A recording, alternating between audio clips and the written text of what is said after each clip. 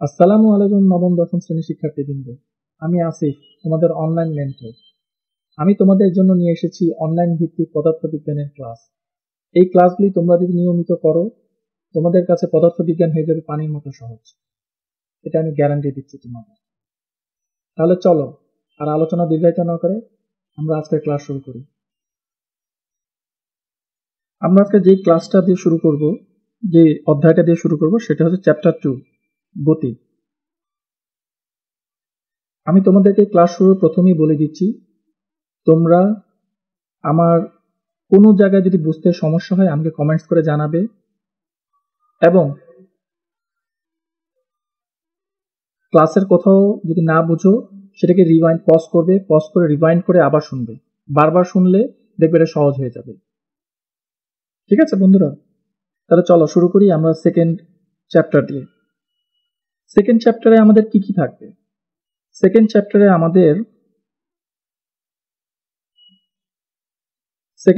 থাকবে আমাদের স্থিতি ও গতির ব্যাখ্যা করতে পারবে, বিভিন্ন প্রকার গতির মধ্যে পার্থক্য নির্ণয় করতে পারবে, স্কেলার এবং ভেক্টর রাশি। এটা কিন্তু খুবই একটা ইম্পর্টেন্ট একটা টপিকস, তোমাদের পরীক্ষায় আসে।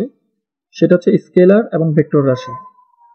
তারপর হচ্ছে গতি সম্পর্কিত রাশি সমূহের মধ্যে পারস্পরিক সম্পর্ক বিশ্লেষণ করতে পারবে, বাধাহীন ও মুক্তভাবে পরন্ত বস্তুর গতি ব্যাখ্যা করতে পারবে, এবং লেখচিত্রের সাহায্যে গতি সম্পর্কিত রাশি সমূহের মধ্যে সম্পর্ক বিশ্লেষণ করতে পারবে, আমাদের জীবনে গতির প্রভাব উপলব্ধি করতে পারবে।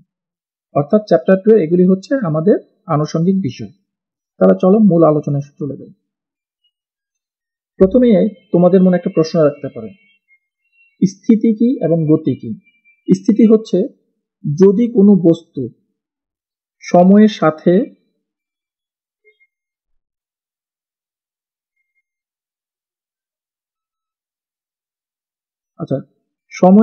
তার অবস্থান পরিবর্তন না করে।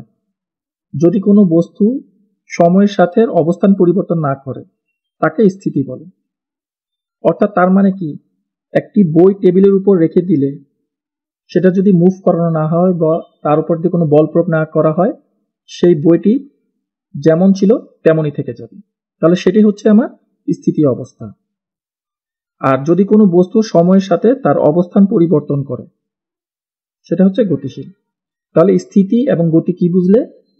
যদি কোনো বস্তু সময়ের সাথে অবস্থান পরিবর্তন করে সেটি হচ্ছে স্থিতি, আর যেটি সময়ের সাথে স্থান পরিবর্তন করে বা অবস্থান পরিবর্তন করে সেটা হচ্ছে গতি।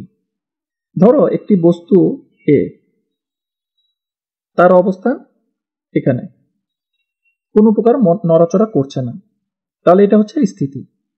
আবার এটার উপরে যদি আমি একটা বল প্রয়োগ করি, এখান থেকে যদি এখানে স্থান পরিবর্তন হয় তাহলে, এবং সেটাতে এখান থেকে এখানে যেতে নিশ্চয়ই তার একটা সময় লেগেছে, সেই সময়টাকে যদি টি দ্বারা ঘোষণা করি তাহলে এটা হচ্ছে আমার গতি। ঠিক আছে? তারপর আমরা নেক্সট স্লাইডে যাই। নেক্সট স্লাইডে হচ্ছে সরল রৈখিক গতি। সরল রৈখিক গতি কি? এটা হচ্ছে খুবই একটা ইজি একটা বিষয়। সরল রৈখিক গতি কি? সরল রৈখিক গতি হচ্ছে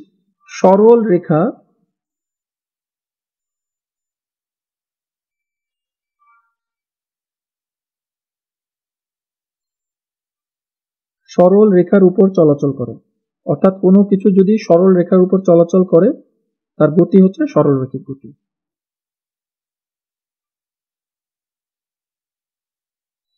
অর্থাৎ কোনো কিছুকে সমতল পৃষ্ঠে ধাক্কা দিয়ে ছেড়ে দিলে সেটা সরল রেখায় চলতে থাকে।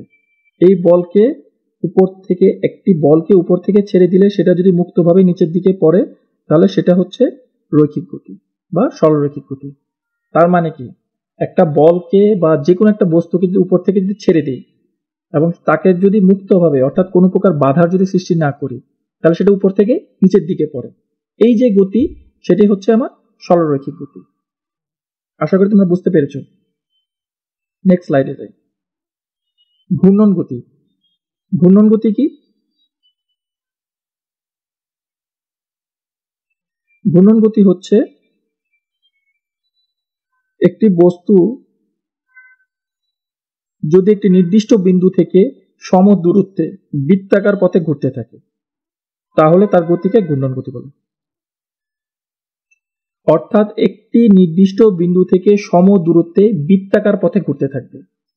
তার মানে এই জিনিসটা মাথায় রাখবে তোমরা, সম দূরত্বে বৃত্তাকার পথে ঘুরতে থাকবে তাকে বলে ঘূর্ণন গতি। যেমন বৈদ্যুতিক পাখা, ঘড়ির কাঁটা, এগুলি হচ্ছে ঘূর্ণন গতির উদাহরণ। ওকে, তবে নেক্সট স্লাইডে যাই।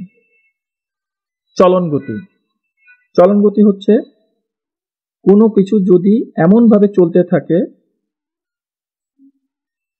বস্তুর সকল কণা একই সময় একই দিকে যেতে থাকে তাহলে সেটা হচ্ছে চলন গতি। তার মানে কি, কোনো কিছু যদি এমন ভাবে চলতে থাকে যেন বস্তুর সকল কণা একই সময় একই দিকে যেতে থাকে তাহলে সেটা হচ্ছে চলন গতি। আমরা আমাদের চারপাশে মাঝে মাঝে এরকম অনেক উদাহরণ দেখতে পাই। যেমন গাড়ির ঘূর্ণায়মান চাকা বিবেচনায় না আনলে সোজা এগিয়ে যাওয়া একটা গাড়ির গতি চলন গতির উদাহরণ। গাড়ির গতি প্রতিটি বিন্দু একই সময় একই দিকে একই দূরত্বে অতিক্রম করে। ঠিক আছে, এরপর নেক্সট হচ্ছে পর্যাবৃত্ত গতি। পর্যাবৃত্ত গতির একটি উদাহরণ আমরা প্রথমে চিন্তা করি। সূর্যকে ঘিরে হ্যালির ধূমকেতুর কক্ষপথ, এটা হচ্ছে পর্যাবৃত্ত গতি। তার মানে কি, একটি নির্দিষ্ট সময়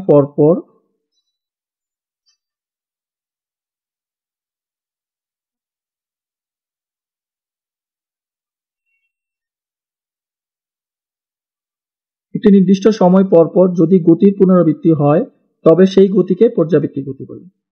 অর্থাৎ পুনরাবৃত্তি হবে, একটি নির্দিষ্ট গতির যদি পুনরাবৃত্তি হয় তাহলে সেই গতিকে বলা হয় পর্যাবৃত্ত গতি। যে সময়কাল পর পর এই পুনরাবৃত্তি ঘটে তাকে বলে এই গতির পর্যায়কাল। অর্থাৎ পর্যায়বৃত্ত গতিতে চলনশীল একটি বস্তু কণা তার গতিপথে প্রতিটি বিন্দুকে এক পর্যায়কাল পরপর একই বেগে অতিক্রম করে। আমাদের হৃৎপিণ্ডের স্পন্দন হচ্ছে পর্যায়বৃত্ত, কারণ হৃৎপিণ্ডটি নির্দিষ্ট সময় পরপর একইভাবে স্পন্দিত হয়। বুঝতে পেরেছ? চলো নেক্সট স্লাইডে। সরল স্পন্দন গতি। সরল স্পন্দন গতি কি? সরল স্পন্দন গতি হচ্ছে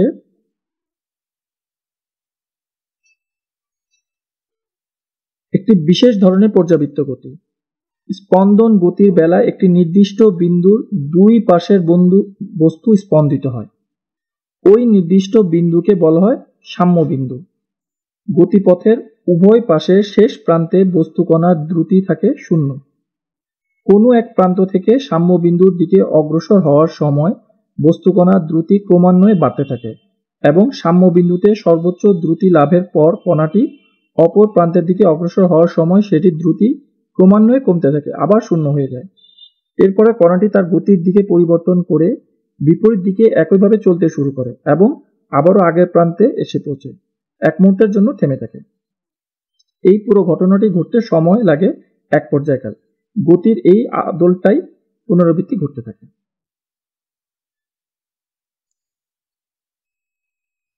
যদি কোনো কিছু বুঝতে না পারো আমাকে কমেন্টস করে জানাবে, আমি তোমাদেরকে আবার আরো এক্সাম্পল সহকারে সেগুলি বোঝাবো। আমি আশা রাখছি তোমরা এগুলি ভালো করে বুঝতে পারছো। আর তাছাড়াও যদি এই ভিডিওর কন্টেন্টের যদি কোথাও যদি না বুঝতে সমস্যা হয় সেটাকে পজ করে আবার রিওয়াইন্ড করে শুনে নিও, তাহলে সুবিধা হবে। আচ্ছা, এখন আমরা একটা ইম্পর্টেন্ট টপিকস নিয়ে আলোচনা করব। খুবই মনোযোগ দিয়ে শুনবে এবং দেখবে স্কেলার রাশি এবং ভেক্টর রাশি।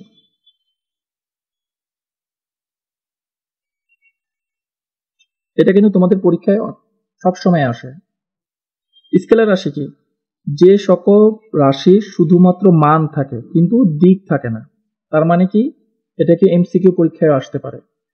যে রাশির শুধুমাত্র মান থাকে কিন্তু কোনো দিক থাকে না তাকে স্কেলার রাশি বলে।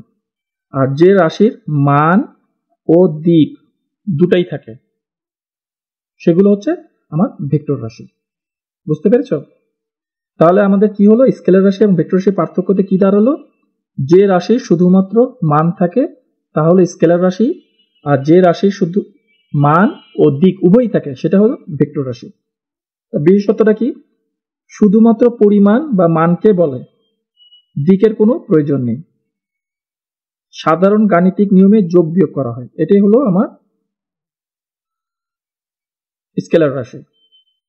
আর ভেক্টর রাশি কি? মান ও দিক উভয়ই থাকবে। ভেক্টর যোগের আলাদা নিয়ম আছে, সেই নিয়ম মেনে আর যোগ করতে হয়। সাধারণ গাণিতিক নিয়ম সরাসরি যোগ করা যায় না।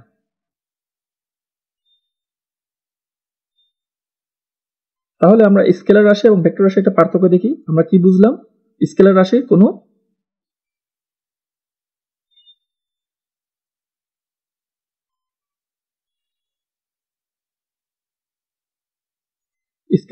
কোনো দিক থাকে না। ভেক্টর রাশি কি থাকে? দিক থাকে। তারপরে উদাহরণ, স্কেলার রাশি কি? সময়, ভর, দূরত্ব, কাজ, শক্তি, এগুলি হলো স্কেলার রাশির উদাহরণ। আর ভেক্টর রাশির উদাহরণ কি? বেগ, বল, ত্বরণ, স্থানচ্যুতি। এখন তোমাদের মধ্যে প্রশ্ন আসতে পারে, বেগ কি, বল কি, ত্বরণ কি? কোনো রকম টেনশন নিবে না, এগুলিকে আমি সুন্দর করে আস্তে আস্তে ব্যাখ্যা সহকারে বোঝাবো। জাস্ট এখন লেকচারটা ভালো করে ফলো করে দাও। স্কেলার রাশি কি? সাধারণ গাণিতিক নিয়মে আমার স্কেলার রাশিতে যোগ, বিয়োগ, গুণ, ভাগ সবকিছু করা যায়। আর ভেক্টর রাশির জন্য ভেক্টর যোগ ও ত্রিভুজ সূত্র প্রয়োজন। প্রতিনিধিত্ব শুধুমাত্র একটি সংখ্যা। আর ভেক্টর রাশি হচ্ছে তীর চিহ্নযুক্ত রেখা দিয়ে প্রকাশ করা হয়। এখানে কিন্তু অনেকগুলি প্রশ্ন আসতে পারে, এমসিকিউ প্রশ্ন আসতে পারে। এই জিনিসগুলি একটু ঠান্ডা মাথায় সুন্দরভাবে বোঝার চেষ্টা করবে। সেটা কি? স্কেলার রাশিতে কোনো দিক থাকে না, ভেক্টর রাশিতে দিক থাকে। স্কেলার রাশি শুধু একটি সংখ্যা, আর ভেক্টর রাশি তীর চিহ্নযুক্ত রেখা দিয়ে প্রকাশ করা হয়। স্কেলার রাশির উদাহরণ হচ্ছে সময়, ভর, দূরত্ব, শক্তি। আর ভেক্টর রাশি হচ্ছে স্থানচ্যুতি, বেগ, বল, ত্বরণ। তো বন্ধুরা, আজকে এটুকুই। দেখা হবে পরের ক্লাসে।